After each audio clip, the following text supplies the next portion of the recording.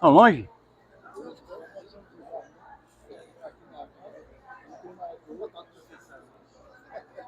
Meus irmãos, da paz do Senhor, mais uma lição hoje.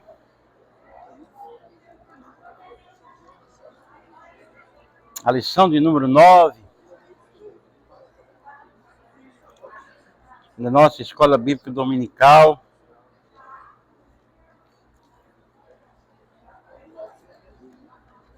Tem sido uma bênção.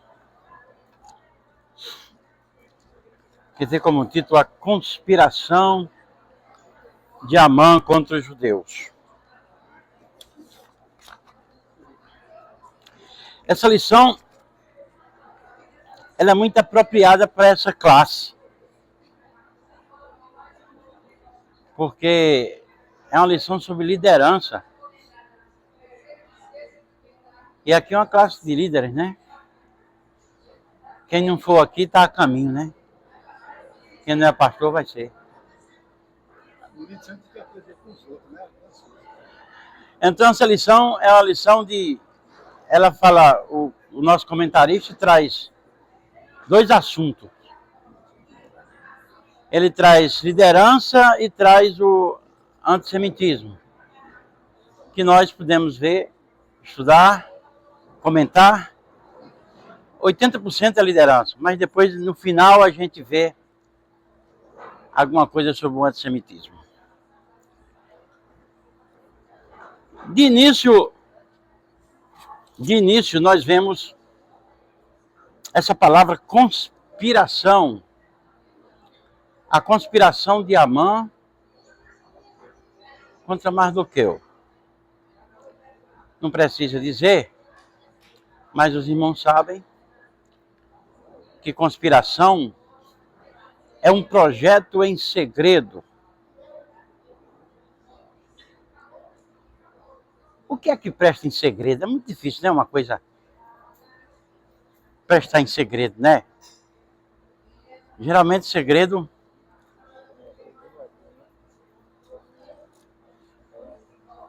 no interior, quando a pessoa sonhava com a galinha choca, dizia que era segredo e pronto, era a desgraça maior do mundo que ia acontecer. Nada em segredo. Aliás, às vezes na vida acontece determinadas situações que a gente tem que guardar o sigilo, né?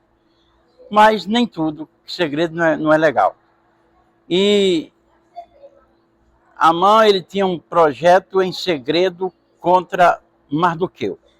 Mas nós vamos ver primeiramente aqui, irmãos, nós vamos ver aqui posturas erradas de liderança, tanto em Amã como no rei Assuero. E vamos enumerar, isso é muito bom, é muito útil para as nossas vidas, falar sobre lideranças.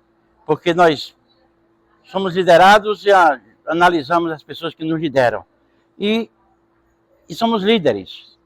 Precisamos muito aprender com isso. Essa lição tem muito que nos ensinar. A primeira coisa que eu quero trazer aqui para os irmãos, sobre Amã, postura errada de liderança. Amã era um líder. Primeira postura errada de liderança de Amã. Amã era amante do poder. Sabe o que é a pessoa ser amante do poder? Tudo que você coloca no seu coração é complicado. Você deve amar as coisas, mas não colocar aquilo. É como o dinheiro, né? O dinheiro é bom, mas se você colocar o amor dele no seu coração, ele vira uma desgraça para você. Então o poder é uma coisa que chega a pessoa, o poder chega a mim, o poder chega a você. Se você desejar poder, não acho que você está errado. Não. Mas você não pode ser amante do poder. Porque quando você é amante do poder, o que é que o amante do poder faz? Ele sobe derrubando os outros. Já viram isso? Subir derrubando os outros? E às vezes, quando não sobe derrubando os outros, sobe nas costas dos outros. E Amã era assim. Ele era amante do poder. Quando a gente fala de liderança, a gente tem dois focos. A gente tem um foco normal, secular, e tem um foco espiritual, que é a igreja. Eu tive a oportunidade de ter muitos pastores, porque a IADERN, principalmente na época do pastor João Batista, um pastor não podia passar 2 anos. Então, cada ano tinha um pastor diferente. Eu achava aquilo muito bom, porque eu aprendia com esses pastores. Mas eu tanto aprendi com os acertos deles, como aprendi com os erros. Eles cometeram erros, alguns complicados. E a gente aprende. Então, vamos ver aqui, nós vamos ver aqui vários exemplos de postura diferente, de uma postura errada de uma liderança. Então, começamos pela primeira.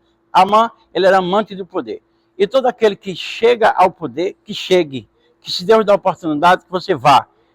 Agora, que você não suba nas costas dos outros e que você não derrube ninguém para chegar ao poder. Mas se você chegar, dê glória a Deus e diga que o diabo não é homem. Né? Mas, primeira postura errada de Amã, ele era amante do poder.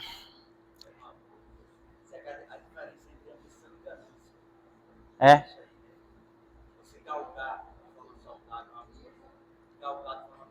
A ambição e a ganância, né?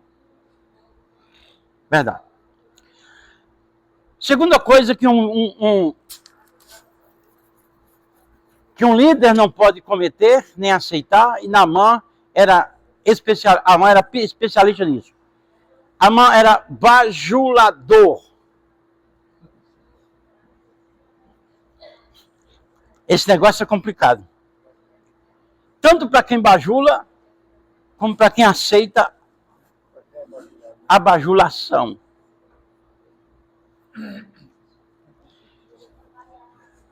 Eu já tive uma vez numa reunião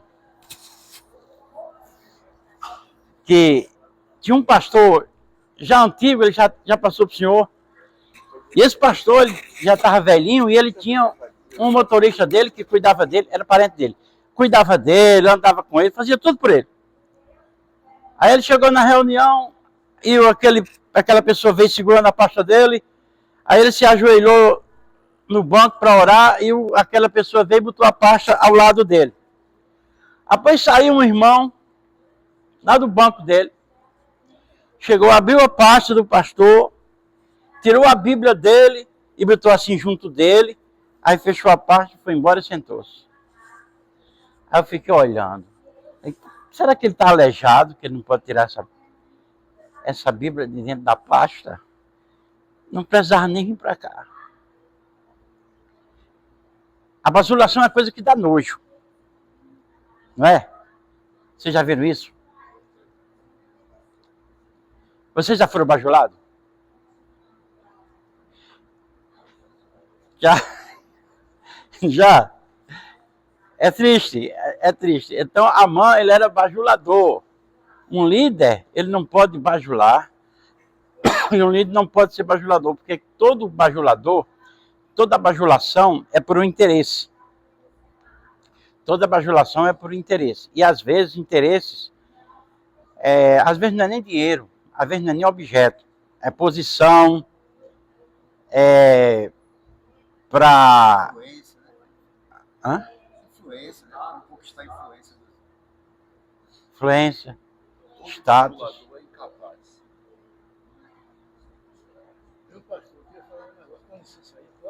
Pode. Mas vamos lembrar que o irmão disse que todo bajulador é incapaz, verdade. Porque se ele for capaz, ele não bajula, ele vai pelos méritos dele, né? Pois não, pastor? tem um filme, o filme do Dez Mandamentos, uma coisa interessante que eu assisti, entendeu? Aí Faraó, né? Aí, quando foi apresentar esse negócio, aquelas vitórias, entendeu? Aí chegou um camarada perto dele, um voador, né? Aí disse, ó, Senhor dos Sete Mares, tu vencesse não sei o que, aí botou umas lutas que ele nem venceu. Aí o Faraó dizia assim, pô, eu não sei dessa não, esse camarada já está acrescentando coisa que eu não fiz, né? Entendendo? É o bajulador, né? Assim, acrescentando mentira, tudo. O diabo é bajulador. Você viu que ele bajulava Paulo? E se esse homem é o homem de Deus, não sei o quê. Bajulando. O maior exemplo de bajulação que a gente teve aqui... Hã? Não. Mas estava bajulando. Não, geralmente o bajulador ele não mente, né? Ele exagera. Se acrescentou com as mentiras, é mentiroso. Ele exagera. Só que no caso do diabo ali, daquela pessoa que estava sendo usada, a intenção do diabo era minar, né, a liderança de Paulo. Era Paulo receber, aceitar aquela bajulação e sair do alvo, né? Perder o alvo. Exatamente. Tinha na televisão antigamente um programa chamado Escolinha do Professor Raimundo, que ela criticava demais, né? Tinha um aluno que para tirar 10, ele não sabia de nada, mas ele jogava uma bajulação bem grande em cima do professor, né? Que é nota 10. Era bajulação. Trazia presente, dizia que ele nasceu no Ceará e era não sei o quê, não sei o quê. Aí depois, então aquilo ali era uma crítica em cima da bajulação. E eu vou dizer uma coisa a vocês, irmãos. Na liderança, se chegar um dia um bajulador para você, olha, ele chega fazendo com que você queira bem a ele. Ele já vai lhe elogiando, você não pode nem fugir, mas é melhor você fugir. Não aceite não, porque depois esse bajulador dá no meio das tuas canelas, viu? E vai ficar complicado. Então, meus queridos irmãos, uma segunda exemplo de uma liderança errada, de uma liderança que não funciona, é a bajulação. Nós vamos agora para outra. Amã era bajulador. Outra, abuso de poder. Isso também, todo líder tem poder. E ele pode abusar desse poder. Isso aí nós estamos vendo na política brasileira. Um absurdo, né? Eu vi uma reportagem hoje, não sei se é verdade. Eu não sei se é verdade. Porque na internet tem muita mentira. Que o pai de Alexandre de Moraes morreu e ele não foi para o sepultamento porque ele era bolsonarista. Já pensou? Eu não sei se isso é mentira. Mas que ele morreu e ele não foi. Porque era bolsonarista. Quer dizer, aquele camarada, ele abusa realmente do poder, né? É abuso de poder. Então, todo líder, ele tem poder. Mas ele não pode abusar do poder. Porque se ele abusar do poder, ele vai fracassar. O projeto dele não vai funcionar, isso vai aparecer, vai se tornar um crime e ele vai ser respondido por essas coisas horríveis. Amã, ele abusava do poder. O rei dava poder a Amã. Através de bajulação, ele recebia poder. Ele amava o poder, bajulava para adquirir poder, e quando adquiria o poder, ele abusava do poder. Então, essa é a pior pessoa que existe no mundo. Esse tipo de gente é bom que morra, né? Para não fazer mal aos outros. Agora, se morrer, morra com Jesus, né? Para não ir para o inferno. Mas, a terceira coisa que um líder não pode cometer é abuso de poder. Na nossa vida, nós já vimos muito isso. Vocês já viram pastor abusar de poder? Eu já vi. É porque a gente não pode contar as histórias, porque... Sem dizer o nome? eu vim agora lá dentro da minha casa, sabe? Aí no meio do caminho pegaram e intercederam. O PT, sabe? O PT. É Lucena, né? Tá de Lucena, né? Todo vermelho lá, eu passando, aí eu fiquei parado lá para ver se o carro saía, né? Aí o Lucena passou lá, olhou para aqui, porque eu boto a Bíblia logo na frente, sabe? Lá em cima, para ele ver a Bíblia, né? E eu não sou do partido dele, né? Aí ele passou, olhou assim, e nem ligou, né? Nem deu a ordem para sair. Se fosse um bom líder, se fosse um bom governante, tá entendendo? Ele só quer ganhar o voto e fazer o bem aqueles que é do lado dele. Os outros eles se lascam, sabe? Tá entendendo? Verdade. É um mau governante, porque ele não é o governante do povo, é o governante dos comunismos, tá entendendo? Exatamente. Tá entendendo? E quem está ligado a ele, pronto, já É porque a gente pede perdão a Deus, porque, tá entendendo? Eu digo a verdade mesmo, que se acha limpo. esculacha. Aí passei 5 minutos lá, aí chegou um branco lá, um velho branco, foi descer a amigo dele e disse, ei, tira aqui o carro, por favor, deixa eu passar. Só tem um carro na frente, é o carro do som, né? Um pequeno na frente. Pegou, saiu, aí eu fui embora. Tá vendo? Porque é perseguido por Deus, tá? Ele sabe que eu não voto nele. É.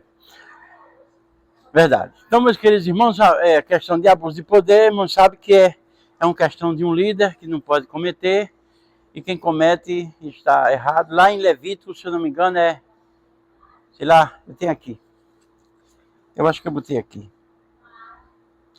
Levítico 25, 43, a Bíblia diz que manda que não agir com rigor. Não agir com rigor. É exatamente o famoso abuso de poder. Nos nossos dias, nós vemos muito isso. A nossa política é vergonhosa, é uma vergonha a nossa política com abuso de poder. E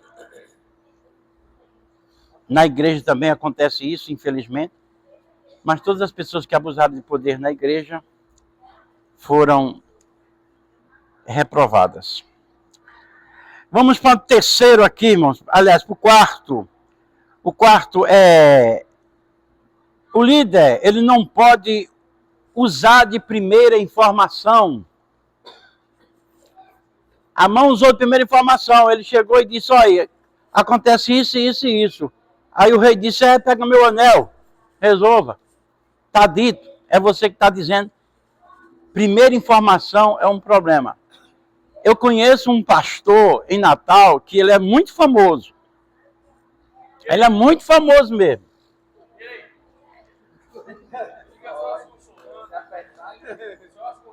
Só as consoantes, não, você vai entender. Eu trabalhei 2 anos com esse pastor. Olha, esse pastor é tão renomado que vocês já estudaram tanto a lição deles. Eu já passei 2 anos com esse pastor, só que esse pastor tinha um negócio. Se viesse uma informação para ele, trazida por um filho, ou por a esposa, ou por um obreiro da confiança, meu filho, acabou-se. Acaba chegasse lá, você conhece Rubens? Aquele cabo não presta não. Pronto, no outro dia eu já estava lá embaixo. Mas peraí, você não dá nem para me ouvir? Esse pastor hoje está jubilado. Mas eu admiro demais, um homem de Deus, conhecedor demais. Raramente tem alguém com conhecimento que aquele pastor tem, mas ele é de primeira, como todo mundo tem seus defeitos, é de primeira informação. Eu tinha até medo. Eu nunca cheguei para dizer isso a ele, tinha vontade de dizer, mas disse não. Eu trabalhei 2 anos com ele, depois não trabalhei mais. Mas eu tinha vontade de dizer, meu irmão, vou dizer uma coisa a você, quem sou eu para lhe ajudar? Mas você é de primeira informação, isso é complicado. Olha, primeira informação é tão complicado que quando eu dirigi uma igreja, eu dirigi Tirol, por sinal essa igreja eu passei até para o pastor Eliseu. Quando eu cheguei em Tirol, lá tinha o pastor e o copastor, saíram todos 2 para a Cidade Nova. E o copastor. E a esposa do copastor cantava muito bem, o nome dela era irmã Vitória. E a esposa dele não acompanhou ele. Aí eu assumi a igreja e quando foi com alguns dias, ele chegou na minha casa. Esse copastor, que tinha saído. Aí disse, eu vim aqui um assunto com o senhor. Disse, pois não, entra. Ele sentou-se na minha área e só vim aqui dizer que você não deu oportunidade à Vitória. ela canta muito bem. Mas por quê? Ela está em pecado. Aí eu olhei para ele e eu disse assim, como ele não está mais na Assembleia de Deus, não sei nem se ele está vivo, pois o nome dele, Luciano, o nome dele. Aí eu disse, Luciano, apesar de você ser um obreiro, que é copastor, era copastor da igreja que eu assumi e hoje está sendo copastor na Cidade Nova.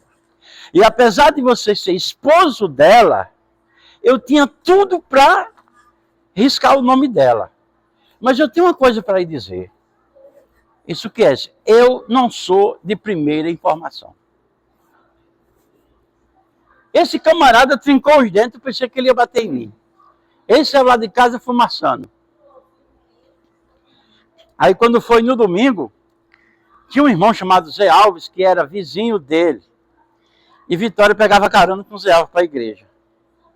Aí eu chamei Zé Alves, a esposa, Zé Alves, vem cá, você mora vizinha a Vitória, né? É.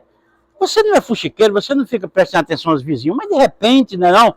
Você está assim, você vê um rumor, um negócio. Você sabe dizer alguma coisa? Pastor, eu sei dizer que há 3 dias atrás eu fui levar ela no pronto-socorro, que ela estava com uma dor bem grande, e ele não foi, porque ele estava na casa de uma prostituta na rua, assistindo televisão mais ela. Aí eu disse, muito bem, mas Vitória, vem cantar um hino daqui, daqueles bem bonitos, que você canta e a gente chora. E esse camarada brigou com a diretoria da igreja, foi para a igreja, para outra igreja, chegou lá, Deus revelou ao pastor que ele era uma cobra, expulsou ele de lá, eu não sei da vida dele, mas se eu fosse de primeira informação, eu tinha prejudicado a serva de Deus. Uma sofredora que sofria com o marido miserável e amaldiçoado. Então eu tenho muito cuidado com primeira informação. Se você chegar a me contar uma história, eu escuto, tá certo. Mas eu vou saber depois, deixa o tempo passar. Eu aprendi muito com o pastor João Batista, sabe? O pastor João Batista, eu admirava porque ele falava muito pouco. Ele falava tão pouco que, quando ele ia falar, todo mundo queria ouvir. Mas ele não perdia uma palavra. Uma palavra.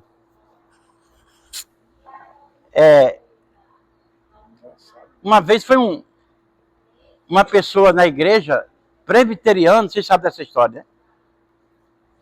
Foi discutir com o pastor, discutir. Procurou logo quem para discutir? João Batista. Ele foi discutir sobre o batismo com o Espírito Santo. Aí chega, você sabe dessa história, muito conhecida. Chega lá e disse, pastor, tem um presbiteriano aí que quer falar com o senhor. Aí perguntaram, você quer falar com o pastor? Ele disse, é sobre o quê? Sobre o batismo do Espírito Santo. O cara empolgado. Provar que é mentira esse negócio, né? Aí ele quer falar com o senhor sobre o batismo do Espírito Santo. Aí o pastor não mandou ele entrar não, veio na porta, chegou e disse, pois não? Quer falar comigo? Ele falava assim, né? Pastor, qual é o assunto? Batismo com o Espírito Santo. O senhor crê? Crê não. A Bíblia diz que é para quem crê. Entrou. Tem coisa que a gente tem que fazer assim, né? Tem coisa que a gente tem que fazer assim. Mas esse negócio de primeira informação é complicado. Então, o obreiro, principalmente o obreiro que lida com muita gente, gente de todo jeito. A igreja do Senhor é formada de gente pobre, gente rica, gente intelectual, gente analfabeta. E a gente tem que respeitar porque nós viemos do analfabetismo, né? Nós viemos do analfabetismo. Os nossos primeiros pais, nossos dirigentes, eles eram analfabetos. Mas eles tinham ciência de Deus. E a gente tem que respeitar. Tem que respeitar.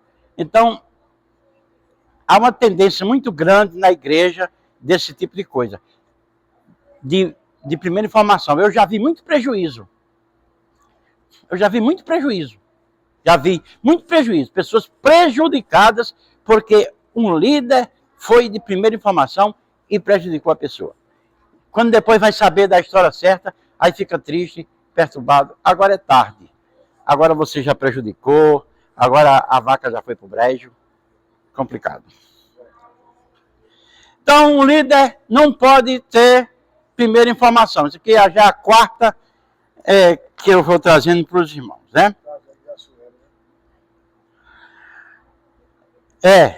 Muito bem.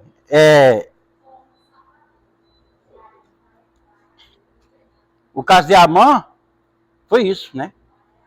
Ele chegou aquela informação e a Sueli disse: peraí, quem está falando é Amã? Não sendo Amã, eu não preciso mais ouvir ninguém. Mata todo mundo.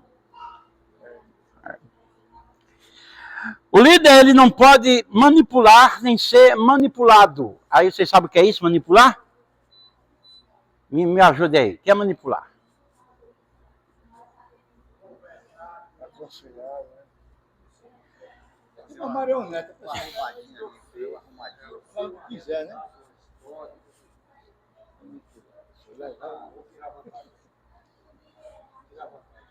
Tirar vantagem. Fazer um arrumadinho para se favorecer. Arrumadinho. A palavra mais prática que eu acho para manipular é seduzir. Estou correto ou estou errado? Vocês que são professores de português aí. Manipular é uma palavra muito ligada assim à sedução.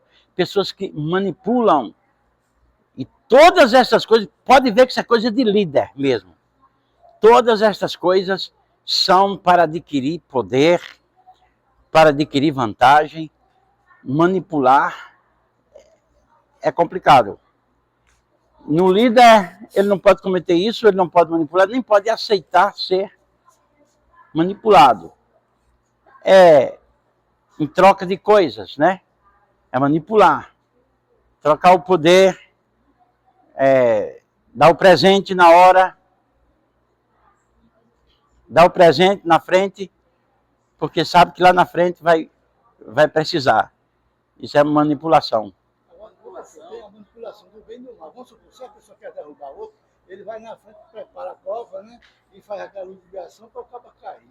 E o outro, se quiser fazer o bem, ele vai lá, isso aí, vamos lá colocar, né? Assim, né? Verdade.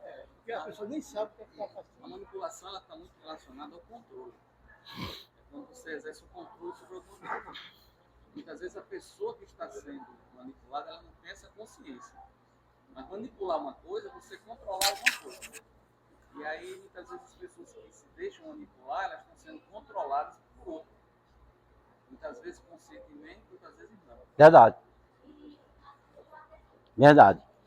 Mas tudo feito em troca de um interesse, né? Lógico, essa é a motivação.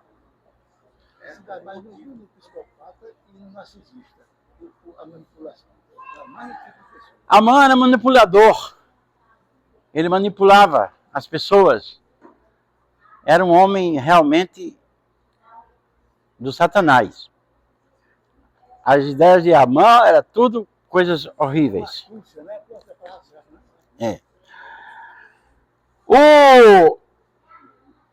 O líder, ele tem que ter sabedoria. Sabedoria foi um assunto muito falado aqui na semana passada. Na reunião, falamos sobre sabedoria, a pregação foi sobre sabedoria. Agora, deixa eu explicar uma coisa para os irmãos. Eu vou só refrescar a mente dos irmãos. Quando Salomão pediu sabedoria a Deus, ele pediu para quê? Vocês estão lembrados? Para governar o povo, né? Para o quê? Para entrar e sair? Meio do povo, para governar esse tão grande número de povo. Depois eu vou dizer uma coisa a vocês que vocês vão gostar do que eu vou dizer. Salomão não pediu sabedoria para entrar e sair no meio do povo. Ele pediu para sair e entrar. Mas você sabe por quê?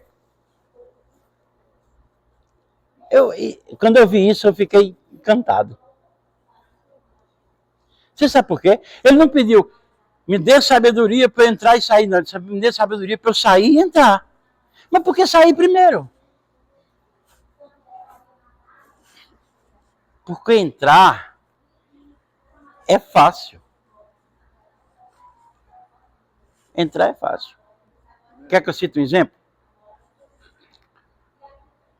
Quando chegava um pastor na igreja, era festa. Tá chegando o pastor.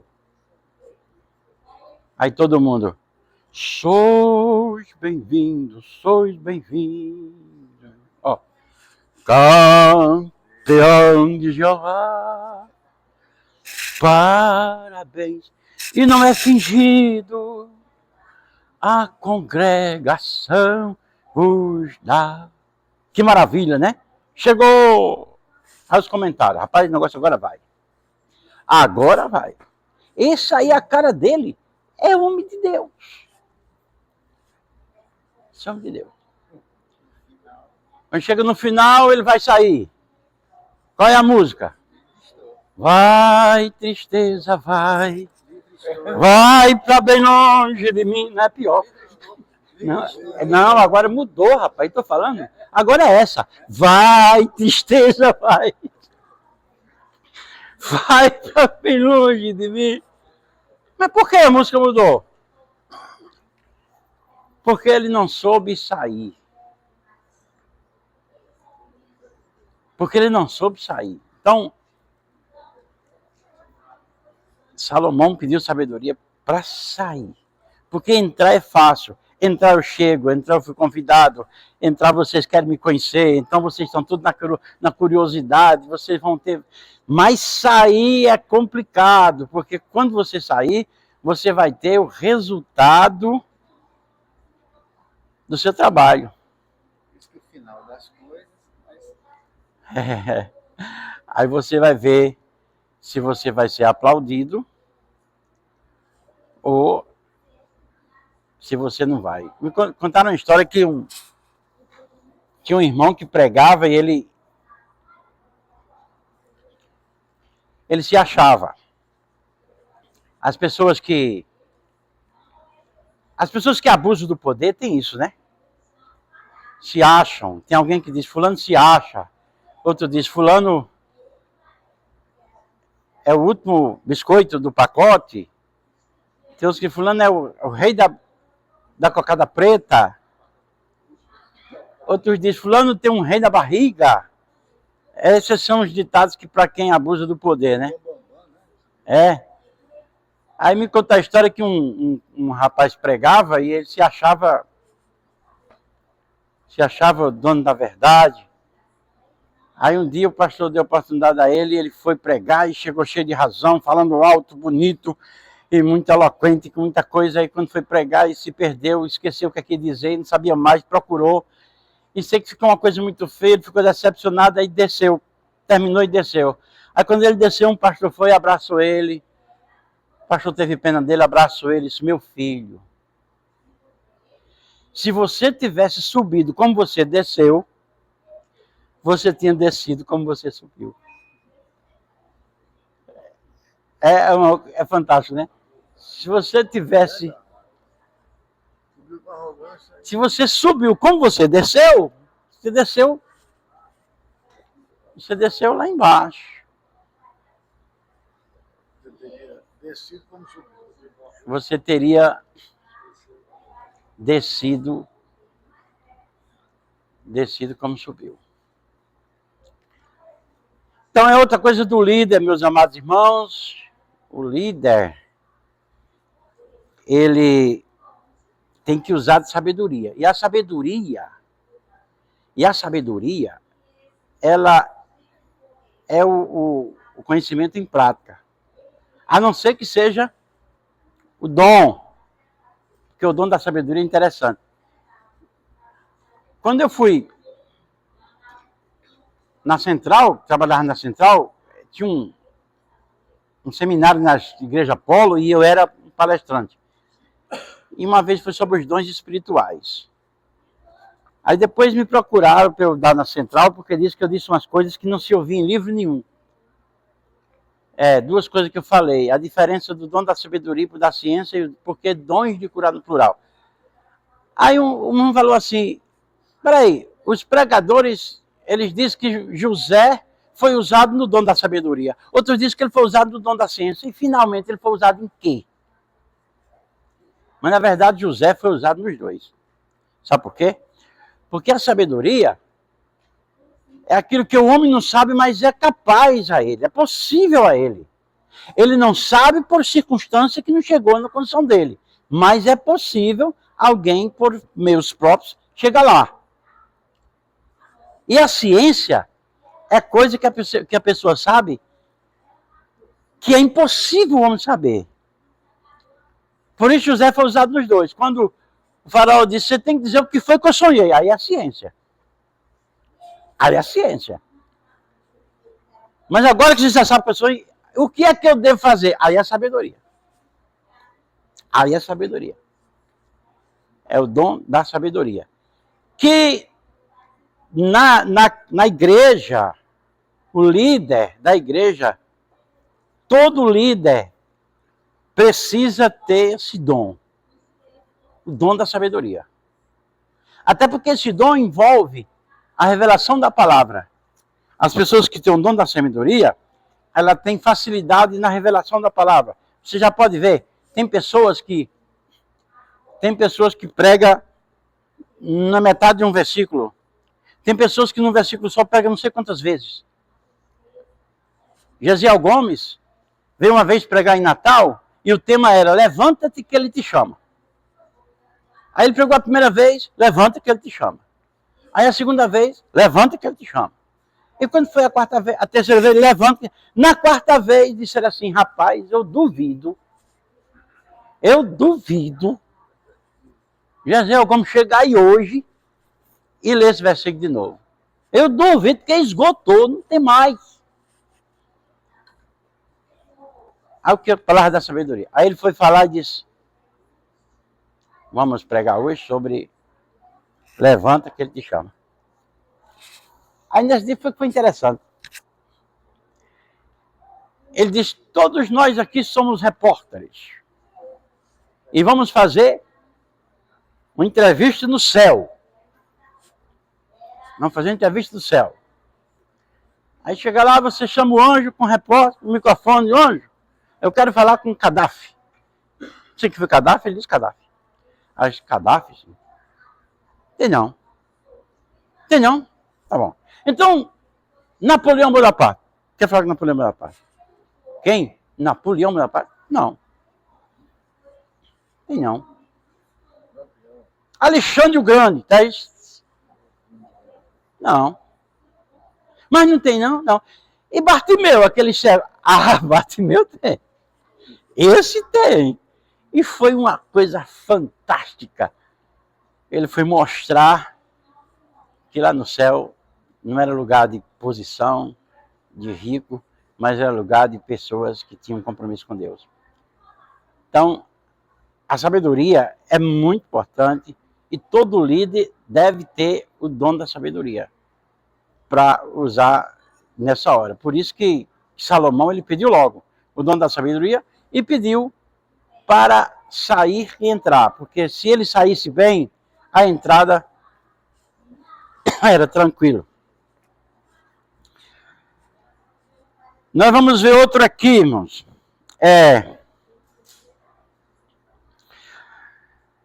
O líder não pode usar de oportunismo.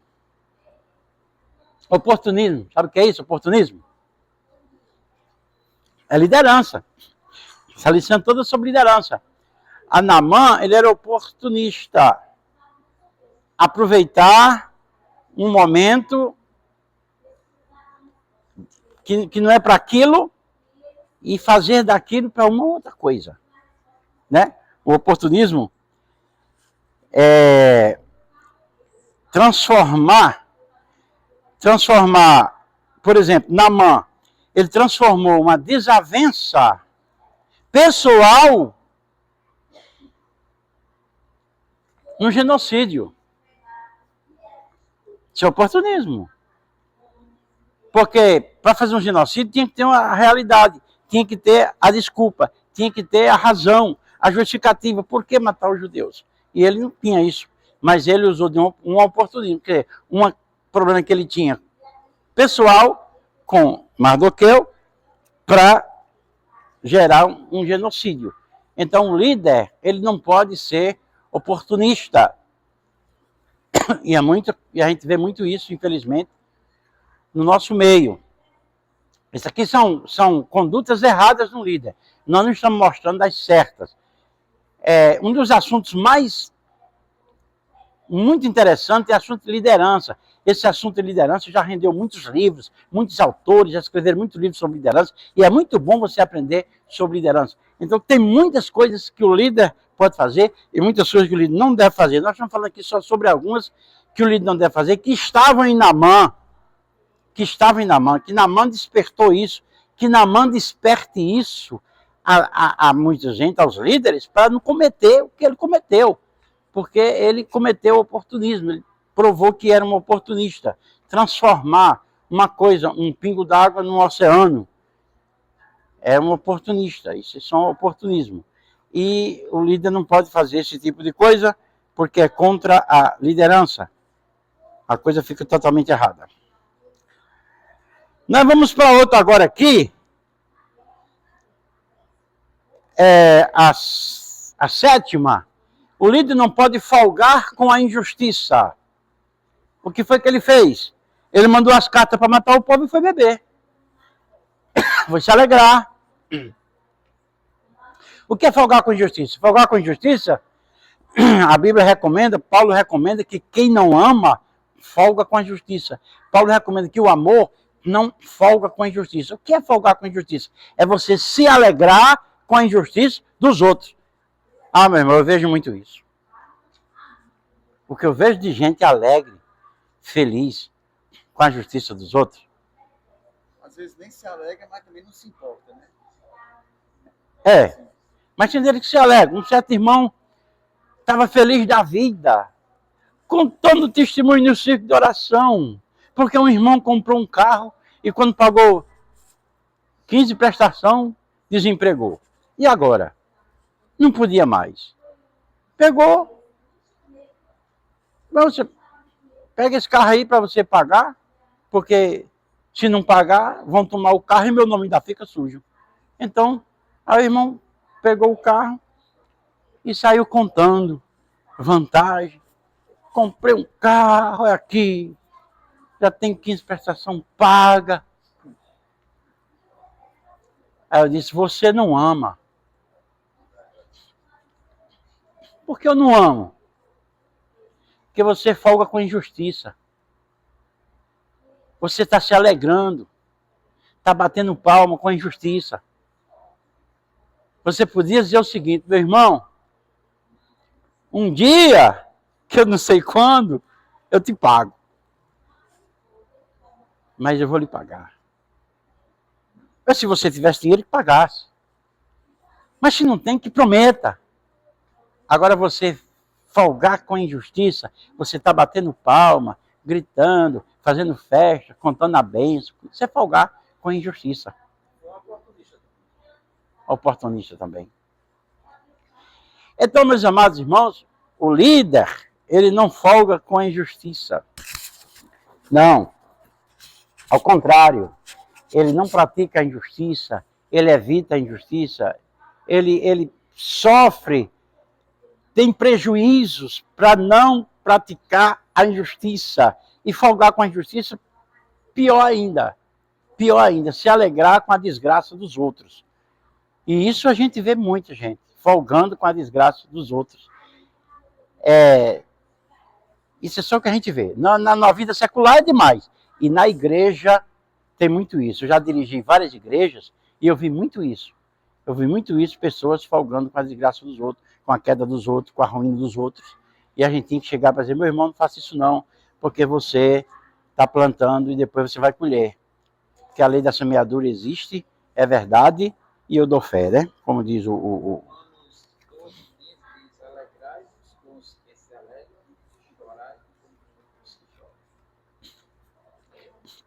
alegrai-vos com os que se alegram e chorai com os que choram. Se você puder ajudar. A igreja primitiva, tem pessoas que dizem, nós somos a continuação da igreja primitiva. Somos nada. Somos nada. A igreja primitiva, ela amava tanto que Barnabé foi chamado filho da consolação, porque pegou o que tinha e deu aos pobres. A nós estamos muito longe desse negócio aí de ser a continuação da igreja primitiva, porque a igreja primitiva ela amava o amor, e o amor era tão grande, que os milagres aconteciam. Quando Pedro chegou na casa de Enéas, ele nem orou por Enéas. Enéas disse, eu estou doente. Ele disse, você está doente? Todos, você não pode ficar doente não. Aí Enéas disse, pô, eu já estou bom. Ele disse, pois é. Nem orar precisou. Foi.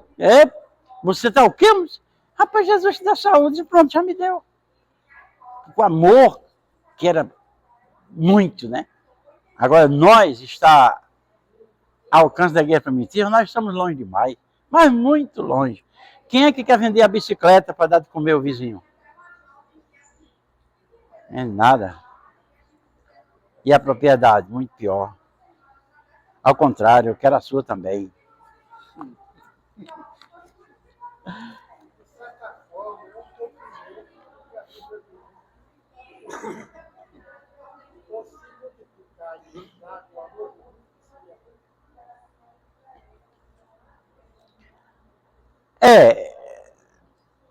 Realmente, é um amor de muito esfria. Mas essa falta de amor, ela é geral. Infelizmente, é por isso que não acontecem milagres no meio da igreja. Esses milagrezinhos que a gente vê, Jesus curou uma dor de cabeça, isso é mendigar. Esses milagrezinhos, Jesus curou uma dor de cabeça, uma dor na barriga, curou uma febre, isso que a gente vê. Cadê aquele milagre? Que o evangelho ele é pregado, ensinado e demonstrado. Pregado quando alguém prega, ensinado quando alguém ensina e demonstrado quando alguém realiza um milagre em nome de Jesus. Na demonstração do evangelho é onde vem a multidão de alma. Porque você demonstra o evangelho que ele é poder. E a igreja, a nossa igreja hoje, no geral, quando eu falo, não estou falando de ADPaz não, que é que eu sou recém-chegado aqui e tem mais uma coisa, eu gosto muito da ADPaz, eu admiro a ADPaz e a ADPaz não tem quem segure a ADPaz, para ter certeza que isso aqui é uma bênção. Mas eu estou me referindo ao seguinte, na igreja do modo geral, na igreja do modo geral, cadê essa demonstração? Não tem. Mas por que não tem? Ah, falta de fé. Não. Não é falta de fé, não. É falta de poder? Não. Não é falta de poder, não. É falta de amor. É pecado, meu irmão. É pecado no meio da igreja. Tudo isso que você falou até agora, tudo que o senhor falou até agora, é pecado no meio da igreja. Eu estou cato até agora, mas minha cabeça aqui está queimando. Por quê? O que nós estamos fazendo para que essas coisas não aconteçam na igreja? Será que não é por causa disso que as pessoas estão desviando o caminho da igreja? Será que não é por causa disso que tantas pessoas estão se machucando dentro da igreja, não estão sendo ajudadas e não querem mais saber da igreja? Aí vai para as outras igrejas que afagam de qualquer forma, pega de... Será que não é por causa disso? Não é falta de amor, é pecado. É pecado. Por que não tem cura? Porque tem pecado. Pergunte se as pessoas hoje querem ser cheias e buscar ser cheias do Espírito Santo. Por quê? Porque quando se busca ser cheio do Espírito Santo, o pecado vai embora. Não tem pecado quando se é cheio do Espírito. Ah, eu quero poder para que possa acontecer. Como? Para que eu quero poder? O Senhor disse assim, olha, vai descer sobre vocês o Espírito Santo. O poder vai descer sobre vocês. Mas para que eu quero esse poder? Para mim, para acontecer essas coisas que o Amado falou até agora. Qualidades. Essas... Qualidade do falso líder. Eu não chamo nem de líder. Eu não posso chamar uma pessoa dessa de líder. Então, assim, todas essas terríveis qualidades que a gente tem visto hoje, então, assim, como que as pessoas vão querer estar num local onde esse tipo de coisa acontece? Como as pessoas vão querer estar num local quando ela é ferida, quando ela peca, ela é extirpada? Quando que você vai querer estar num local onde você cai e não há uma mão amiga para ajudar, trazer você de volta, trazer você para perto, mas há mãos para empurrar você para fora da igreja? Onde que Jesus fez isso? Hora nenhuma. Pecou, Jesus trouxe para junto dele. Você vai ficar sarado. Você vai em paz e não peque mais. Não faz mais esse tipo de coisa. Mas aonde que a gente tem visto isso hoje acontecendo? Quantos testemunhos a gente tem visto de pessoas que caem, que pecam? Então no mundo, então fora das igrejas. Ou então está assim, de segunda a sábado, cultua o inimigo, no domingo vai lá, canta 3, 4 louvores e vai para casa. Você entendeu, pastor Arnaldo? Infelizmente, hoje, a gente tem identificado todas essas coisas. O que nós estamos fazendo como servos do Senhor? O que é que nós estamos fazendo para que essas coisas não aconteçam mais? Para que esses estereótipos não existam mais na igreja? Aí vamos, fim dos tempos. Beleza, fim dos tempos. Crises mundiais. Ei, Jesus tirou a gente dessa história, separou. Quando ele nos escolheu, ele disse, não, vocês vão ser diferentes nesse lugar. E qual é a diferença? Qual é o que a igreja está fazendo no meio hoje? A igreja realmente tem sido sal, tem sido luz? Você, como igreja, tem sido luz aonde você está? Por isso que a gente identifica tanta coisa. Eu acho que a pessoa ainda tem algumas coisas escritas aí. Mas o que a gente está fazendo para que essas coisas deixem de acontecer? Para que esses testemunhos não aconteçam mais? Os testemunhos. Tá certo, irmão. Concordo. Mas, irmão, quando Jesus ia curar uma pessoa, a primeira coisa que ele fazia era o quê? Mover-se de íntima compaixão por ela. Agora imagine um pregador hoje vai orar para um paralítico.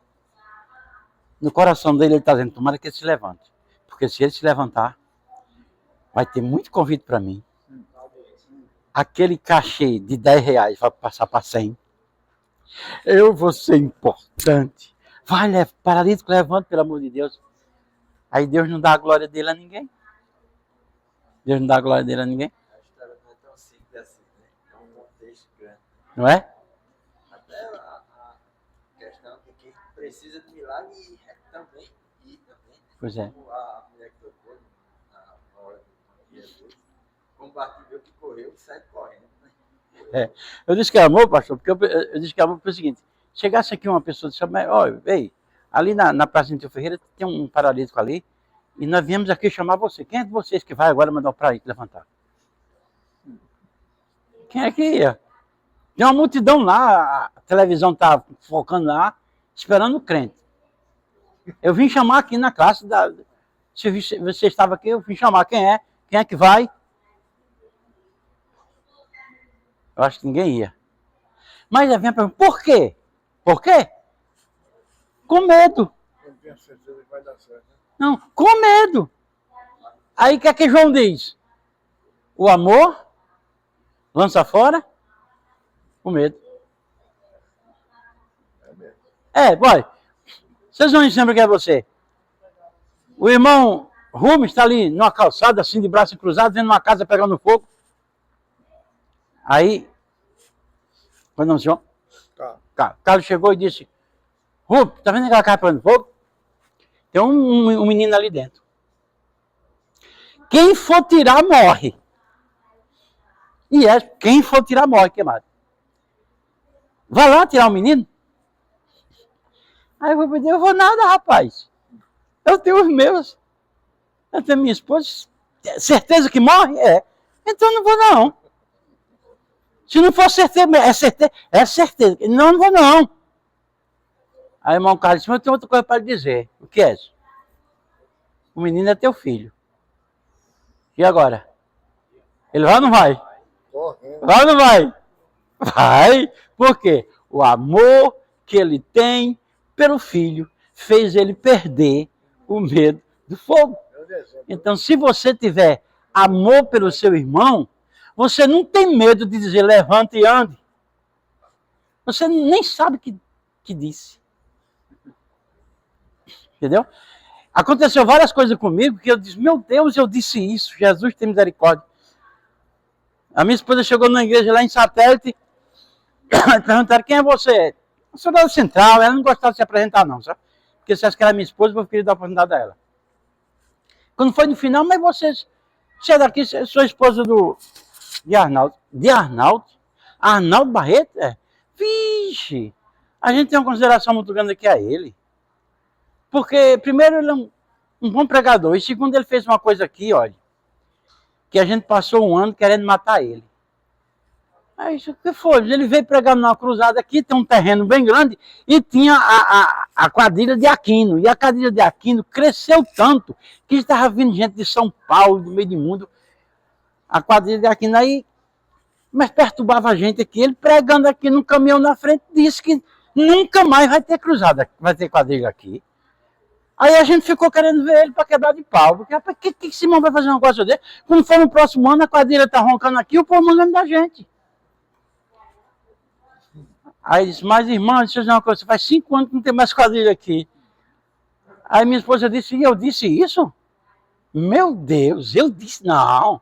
Eu não disse não, um colega meu disse, rapaz, você disse, eu estava lá e vi. Eu digo, mas homem, por que você não me avisou? São coisas que a gente... Eu teria medo de dizer uma coisa dessa. Eu teria medo de dizer, mas Deus fez com que eu dissesse sem nem saber que eu teria medo. Então, o medo é complicado.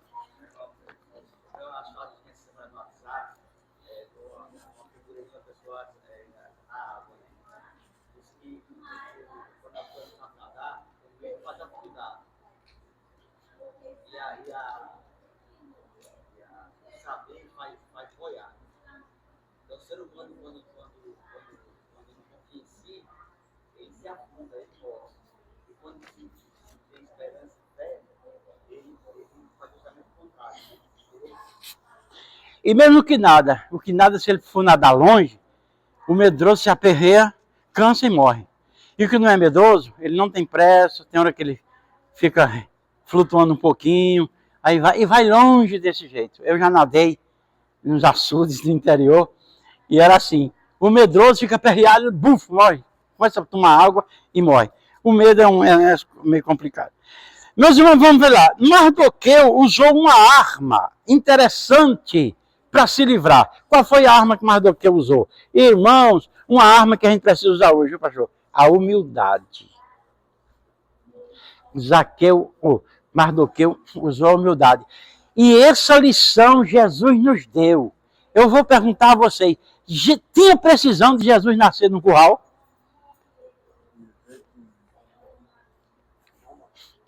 E andar num jumento. No principal dia que ele vai entrando na cidade, num jumento. Mas, rapaz, porque o jumento é... Foi um cavalo, né? Um cavalo era melhor, não era? Ele quis um jumento mesmo para mostrar ser da humildade. Então aqueles carrinhos que o pessoal leva, assim, 4 homens levam, né? E Eu acho que dando muito dinheiro a irmão Rubens, ele não tem coragem de ir para a escola dominical. Domingo, na próxima escola dominical de jumento. não tem nem daqui para 200 metros, não dá para... Dando muito dinheiro, eu vou dar muito dinheiro a você. Agora você vem no jumento, lá de... Não vem, né? O jumentinho, o filho da jumenta, o bichinho era pequeno e batia. Pois é. Mas Jesus deu esse exemplo de humildade do nascimento até a morte, né? E Mardoqueu fez isso. Mardoqueu deu esse exemplo. Ele entrou pelo caminho da humildade. Ontem uma irmã ligou para mim Meu irmão conversando comigo, disse, mas eu tenho uma loja, aí eu vendo fiado, que é no interior, se não vender fiado, não vende. Uma mulher ficou devendo 600 reais a mim, quando foi um dia, nunca pagou. Eu me encontrei com ela, bati no ombro dela, esqueceu de mim. Ela me deu uma esculambação tão grande. Eu disse, o que foi que você fez? Chorei. O que foi que você fez? Só chorei. Chorei, foi muito e fui para casa. E valeu. O marido dela soube que eu chorei. Ó. Chegou lá no outro dia, vem cá, aconteceu isso? Foi, pois tá aqui o cartão, pague. Pague a conta. Ela usou, ela usou a humildade, né?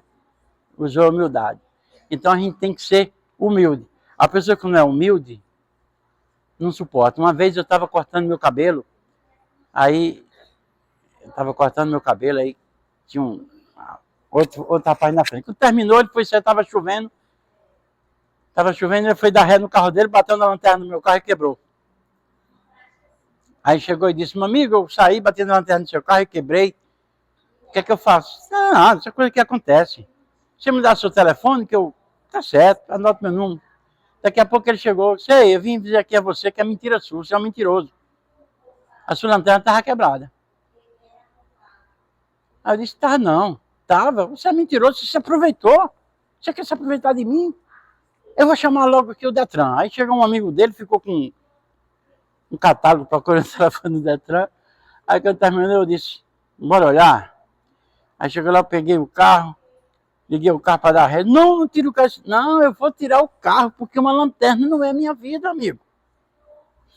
Mas quando ele deu ré, aí eu acendi os faróis e a lanterna estava os pedaços assim caídos. Porque ele não tinha achado os pedaços. Aí eu disse, é isso aqui? Ele disse, ô rapaz, me perdoe. Eu disse, perdoe uma conversa. Vem aqui pro salão. Aí eu cheguei, ó pessoal, olha aqui, ó, eu tenho, olha, o mentiroso, que ele disse que eu sou mentiroso, não, olha, tá aqui os pedaços. Não, mas não precisa disso não, para ele pedir desculpa. Não, o povo tem que saber. Eu vou sair daqui, meu irmão. Aí o colega que estava, vem cá, você é Arnaldo? É, Arnaldo Barreto é meu irmão, pelo amor de Deus. O sonho da minha mãe ele conhecia, sabia, eu digo, é. Não interessa conhecer sua mãe, não. O sonho da minha mãe ele conhecer, pessoal, isso aqui é um homem de Deus, isso aqui, mas agora que eu fiquei calado, não disse nada, fui lá, tirei o carro, com calma. Então, a humildade, irmãos, é uma arma forte que você dá na cabeça do diabo com força. Mardoqueu foi vivo. Ele podia ter partido para outra noite. Peraí, vou me vestir em saco e vou mais para a porta do rei. Eu não vou entrar lá não, porque eu não posso, mas eu vou para a porta dele e vou mostrar que eu tenho humildade. E isso fica um exemplo para nós nessa lição. As lições que eu alcancei aqui, esses maus exemplos de liderança, eu tirei tudo aqui de Naamã, viu? Tudo de Naamã, tá aqui. Você vai ler o texto, você vai ver todos esses maus exemplos de Naamã e Assuero. E agora Mardoqueu. Eu trago o exemplo de Mardoqueu, a humildade. Mardoqueu deu um exemplo de humildade. Ele usou a arma da humildade e isso fica registrado para nós. Vamos ser humildes, vamos ter calma, principalmente quem é motorista, né? No trânsito. É um complicado, né? Os motoqueiros. Pois é. Pois é. Aí você tem que ter humildade para sofrer, porque é assim que você vence. Naamã usou isso aí, Amã usou isso aí, e se deu muito bem. Muito,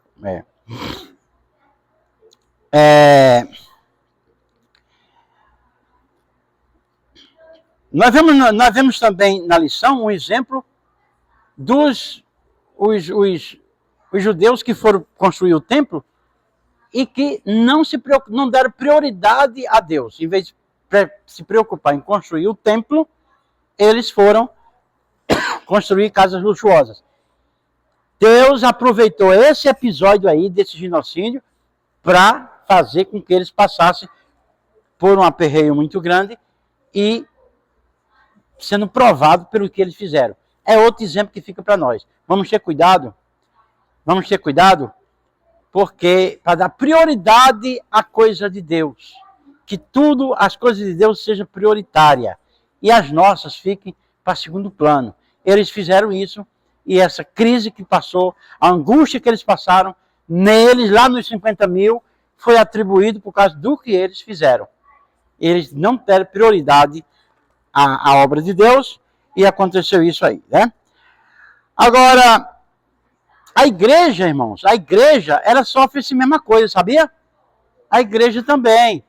Primeiramente, quiseram destruir a igreja como? Matando os crentes. Depois, quiseram destruir a igreja como? Queimando as Bíblias. Não conseguiram. E hoje, você sabe qual é a maior arma? A maior arma hoje? Que o diabo quer fazer um genocídio na igreja? Tentou fazer matando os crentes, não conseguiu. Tentou fazer queimando as Bíblias, não conseguiu. E hoje, o diabo usa a falsa religião. A falsa religião está dentro, emprenhada nas igrejas, e que se os crentes não tiverem cuidado, a coisa se complica. A falsa religião é a arma que o diabo usa na atualidade para destruir a igreja. É uma arma silenciosa e é perigosa. Fica esse exemplo aqui também. O inimigo tem interesse em destruir a igreja. Nunca destruiu, nem vai destruir, mas as armas que ele usa são... A atual é a silenciosa, que é a pior que tem, que os irmãos fiquem atentos. Sabe que procurar um crente hoje para matar é muito difícil. Queimar a sua Bíblia é muito difícil, porque quando queima a Bíblia, desperta curiosidade. Por que está queimando? Vou estudar, vou saber o que é que diz nela. É pior, ele prefere chegar para você silenciosamente e dizer, olha, você está errado, o que está certo é isso aqui. Aí você vai ser iludido por isso aí. Como o antissemitismo, que é antissemitismo, quer dizer contra, né? E semitismo quer dizer descendente de Sem. E você sabe que os descendentes de Sem não são só os judeus, né? Os árabes também são descendentes de Sem. Então você pode perceber que é uma briga de irmãos. É uma briga de irmãos. Os maiores inimigos dos judeus são os árabes. E desde antigamente, lá atrás, Jacó já nasceu segurando no calcanhar de Esaú, né? E depois, hoje os árabes, eles são inimigos dos judeus, e Jesus, no seu ministério, enfrentou confusão com seus próprios irmãos. Então, é natural, é normal a gente ver briga de irmãos com irmãos. E o antissemitismo, ele existe hoje? Existe. Mas agora eu vou fazer uma pergunta aos irmãos. É possível um cristão ser antissemita? É possível? Será que tem algum cristão antissemita? É possível?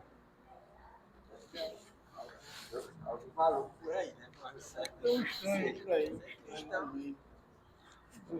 Deve ter. Mas tem. Tem. Sabe qual é o caminho que eles usam? Sabe qual é o caminho que eles usam? Eles estão separando Jesus dos judeus, o que Hitler fez. Tem muito judeu, tem muito cristão fazendo isso. Dizendo assim, eles são judeus, mas mataram Jesus. Então eles merecem mesmo ser desprezados. Isso é uma coisa que o diabo está colocando na cabeça de muitos cristãos, entendeu? Não, peraí, eles são judeus. Mas eles mataram Jesus. Então eles estão errados. Eles têm que ser punidos, eles têm que sofrer. Aí tem hoje cristãos que são contra os judeus por causa disso aí. Então existe. Eu nem sabia, mas eu fui pesquisar e vi que existe. De repente, de vez em quando você encontra um que serve a Deus, mas é contra os judeus. Porque os judeus mataram Jesus. Resume-se a falta de conhecimento da palavra. Resumo da falta de conhecimento da palavra. E existe hoje também uma coisa que eu não sei se vocês sabem. A doutrina da substituição. Já sabe disso? Existe a doutrina da substituição. Tem uns cristãos que hoje dizem que a igreja não é o Israel de Deus. Então a igreja substituiu Israel. a igreja substituiu os judeus. Então os judeus devem ser desprezados. Isso é antissemitismo também. Uns são antissemitas, por quê? Porque dizem que os judeus mataram Jesus, então que eles têm que se lascar, como diz a expressão. E outros já dizem que não, a igreja substitui Israel, porque a igreja é o Israel de Deus. É outro caminho de semitismo que o diabo criou. Então, ele trabalha assim, ó, vindo na intelectualidade das pessoas, vindo na cabeça das pessoas e trabalhando. Olha, e é pior, viu? Essa questão, só para quem quiser saber, está em Romanos 11. Tem Romanos 11, que é esse aqui que o pastor Arnaldo está falando. O cristão tem que tomar cuidado, o crente tem que tomar cuidado, justamente para não ser influenciado por política, para se voltar contra Israel. Não pode. Você pode não concordar outra coisa. A história de Deus com Israel, Deus vai cobrar de Israel, está bem claro. Nós somos nação ex-gentios. Ali é um probleminha milenar que o Senhor vai resolver. Mas o crente, se voltar para Israel, contra Israel, por motivos políticos, tome cuidado, para você não se ver guerreando contra os próprios ramos. Romanos 11, para quem quiser ler. Verdade. Efésios capítulo 2, no verso 14, diz assim: porque ele é nossa paz, o qual de ambos os povos fez um, derribando a parede de separação que estava. Verdade. Bom, eu quero encerrar dizendo aos irmãos o seguinte: o antissemitismo existe, mas vamos ter cuidado porque não é só um Hitler da vida que vem matar o povo. O antissemitismo é na cabeça, está entrando na cabeça das pessoas, o diabo entra devagarinho, colocando essas ideias, e faz com que cristãos sejam contra os judeus, defendem Jesus e seja contra os judeus. Isso é antissemitismo. E é um perigo você ser contra os judeus, porque se você for contra os judeus, você tira a conta errada, não é verdade? A gente não pode ser contra os judeus, tem que ser a favor deles. Tem que entender que Jesus Cristo era judeu, né? Isso é salvação bem dos judeus.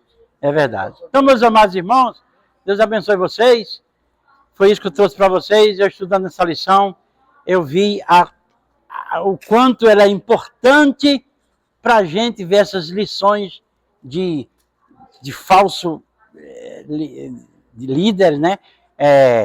Ideias falsas de líderes que não podem cometer tais coisas. E eu trouxe para o dia de hoje para que a passagem de Naamã por aqui deixe esse exemplo, que a gente aprende com os erros. A gente não só aprende com os acertos, a gente aprende com os erros. Se Naamã não deixou nada bom para a gente aprender, mas a gente aprende com os erros de Amã, né? E ele foi tudo isso aqui, ele tinha todas essas falsas condutas de um líder e que não levou a lugar nenhum e se levou ao prejuízo. E no fim, esse antissemitismo aí, esse alerta que eu trouxe para os irmãos, que não vamos esperar que levante um Hitler hoje para matar os judeus, não, que agora eles estão preparados. Mas cuidado com os Hitlers que vêm na sua cabeça para botar coisa contra os judeus e você finda aceitando, você vira também um antissemita, cristão antissemita. Isso existe muito. Deus abençoe os irmãos, glória a Deus, e o diabo não é homem.